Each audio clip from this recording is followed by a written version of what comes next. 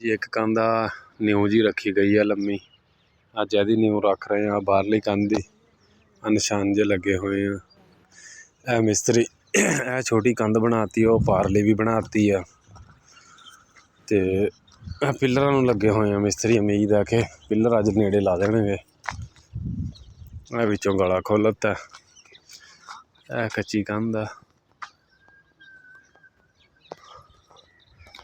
ਇਹ ਵਿੱਚ ਡੰਗਰ ਬੰਨੇ ਧੁੱਪ ਤੋਂ।